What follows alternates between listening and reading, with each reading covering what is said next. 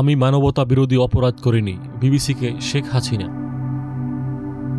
জুলাই আগস্টের আন্দোলনে মানবতা বিরোধী অপরাধের অভিযোগ অস্বীকার করছেন বাংলাদেশের সাবেক প্রধানমন্ত্রী শেখ হাসিনা।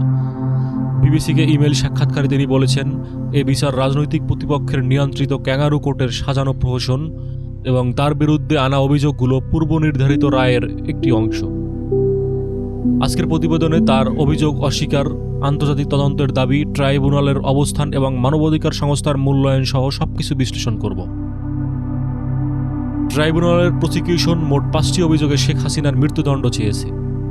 সে অভিযোগগুলো হলো হত্যায় উস্কানি, প্ররোচনা ও নির্দেশ, সুপ্রিয়র কমান্ড রেসপন্সিবিলিটি এবং জয়েন্ট ক্রিমিনাল এন্টারপ্রাইজের সম্পৃক্ততা। আগামী সোমবার এই মামলার রায়ের তারিখ ঠিক করা হবে। এই প্রেক্ষাপটেই বিবিসিকে সাক্ষাৎকার দেন হাসিনা। শেখ হাসিনা বলেছেন, আমি কোনো মানবতা বিরোধী অপরাধ করিনি। বিবিসিকে দেওয়া সাক্ষাৎকারে হাসিনা বলেন, তার অনুপস্থিতিতে যে বিচার চলছে এটি সাজানো প্রহসন। তিনি আত্মপক্ষ সমর্থনের সুযোগ পাননি, নিজের পছন্দমতো আইনজীবী নিয়োগ করতেও পারেননি। তিনি দাবি করেন, এ মামলা রাজনৈতিক প্রতিহিংসা মোটিভেটেড এবং এর উদ্দেশ্য তার দল ও আওয়ামী লীগকে নিশ্চিহ্ন করা। শেখ হাসিনা আরও বলেন, হ্যাঁ, পরিস্থিতি নিয়ন্ত্রণের বাইরে গিয়েছিল এবং প্রয়োজনীয় প্রাণহানি হয়েছে, কিন্তু নিরস্ত্র বেসামরিক মানুষকে গুলি করার নির্দেশ তিনি কখনো দেননি। গত বছরের সেপ্টেম্বরে বাংলাদেশের অনুসন্ধান চালায় জাতিসংঘের মানবাধিকার হাই কমিশনের তদন্তকারী দল।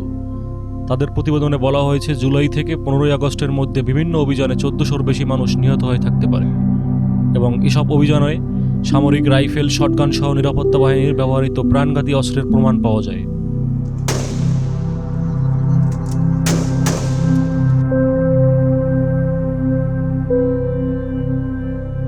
তদন্তকারীরা আরও জানান, বহু অভিযানে সরাসরি নির্দেশ ছিল শেখ হাসিনার। সরকারের শীর্ষ পর্যায়ের পক্ষ থেকে, যার মধ্যে শেখ হাসিনার সম্পৃক্ততা ইঙ্গিতপূর্ণ তথ্য তারা পেয়েছেন বলে উল্লেখ করা হয়েছে। বিবিসি লিখছে, এই বছরের শুরুতে ফাঁস হওয়া একটি ফোনালাপ যাচাই করে বিবিসি আই। সেখানে জুলাই মাসে শেখ হাসিনা প্রাণঘাতী অস্ত্র ব্যবহারের অনুমোদন দেন এমনই ইঙ্গিত পাওয়া যায়। তবে শেখ হাসিনা সেই অডিওর সত্যতা পুরোপুরি অস্বীকার করেছেন। এই একই মামলার আসামি সে সময়ের স্বরাষ্ট্রমন্ত্রী আসাদুজ্জামান খান কামাল এবং সাবেক পুলিশ মহাপরিদর্শক চৌধুরী আবদুল্লাহ আল মামুন। প্রসিকিউশন কামালের বিরুদ্ধে মৃত্যুদণ্ড দাবি করেছে। অন্যদিকে আইজিপি আবদুল্লাহ আল মামুন দায় স্বীকার করে রাজসাক্ষী হিসাবে জবানবন্দি দিয়েছেন। আওয়ামী লীগের 15 বছরের শাসন আমলের গুম, নির্যাতন এবং বিস্তৃত মানবাধিকার লঙ্ঘনের অভিযোগ নিয়ে ট্রাইব্যুনালের আরও একটি মামলা চলছে। বিবিসি শেখ হাসিনাকে এ বিষয়ে প্রশ্ন করলে তিনি অভিযোগ অস্বীকার করেন। তিনি বলেন, যদি কোনো ব্যক্তিগত বা প্রাতিষ্ঠানিক সংশ্লিষ্টতা থাকে তবে তা যেন রাজনৈতিক প্রভাবমুক্ত প্রক্রিয়া তদন্ত করা হয়, এটাই তিনি চান।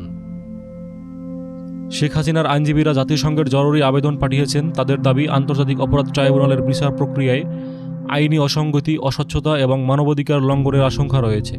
তারা আন্তর্জাতিক পর্যবেক্ষণ ও হস্তক্ষেপ চেয়েছেন। বিবিসি বলছে, এই রায় বাংলাদেশের রাজনৈতিক ইতিহাসে একটি বড় মুহূর্ত। একদিকে ক্ষমতাচ্যুত নেত্রী শেখ হাসিনা, অন্যদিকে আন্দোলনের নিহতদের পরিবার। দুই পক্ষের জন্য এটি অত্যন্ত তাৎপর্যপূর্ণ সিদ্ধান্ত হতে যাচ্ছে। মানবতা বিরোধী অপরাধ অভিযোগ প্রমাণিত হলে এর প্রভাব দীর্ঘস্থায়ী হবে, আর অভিযোগ খারিজ হলে বাংলাদেশের রাজনৈতিক অঙ্গনে নতুন সমীকরণ তৈরি হবে। আগামী সোমবার ট্রাইব্যুনালের রায়ের তারিখ নির্ধারণের পর রাজনৈতিক ও আন্তর্জাতিক মহলে এ নিয়ে আরও তীব্র প্রতিক্রিয়া দেখা যেতে পারে। আমরা নজর রাখছি, আপনাদের আপডেট জানাতে থাকব। দয়া করে চ্যানেলটি সাবস্ক্রাইব করুন। ধন্যবাদ।